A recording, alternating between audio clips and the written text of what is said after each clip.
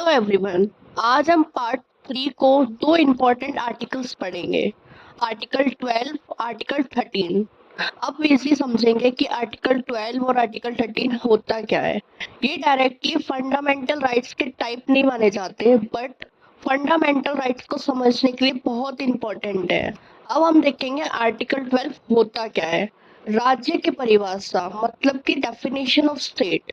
भारत का जो पार्लियामेंट है या गवर्नमेंट है, या इंडिया की कोई गवर्नमेंट है या लेजिस्लेचर है, या कोई भारत का क्षेत्र के अंदर कोई लोकल अथॉरिटीज है within a territory of India और under the control of government of India, वो सारे स्टेट के ही अंदर आएंगे। कहाँ आएंगे? स्टेट के ही अंदर आएंगे।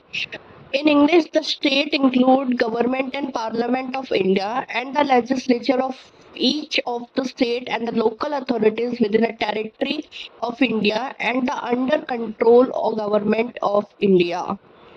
अब देखेंगे हम आर्टिकल 13 क्या होता है। आर्टिकल 13 जुडिशियल रिव्यू से रिलेटेड है। आर्टिकल 13 क्या होता है? अगर सेंट्रल गवर्नमेंट है या स्टेट गवर्नमेंट है, ऐसा लॉ बनाती है जो फंडामेंटल राइट्स के अगेंस्ट हो, सुप्रीम कोर्ट और हाई कोर्ट उसको चेक करते हैं। अगर कोर्ट को लॉ गलत लगता है तो अनकॉन्स्टिट्यूशनल डिक्लेयर कर सकती है।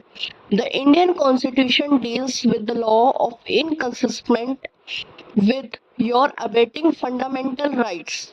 जुडिशियल रिव्यू का कंसेप्ट इंडिया में यूएसए से बोरो किया गया है। कहाँ से क्या क्या है? यूएसए से बोरो किया है। तो ये आपके थे इंडियन कॉन्स्टिट्यूशन के दो important fundamental right, that is articles 12 and article 13। Thank you.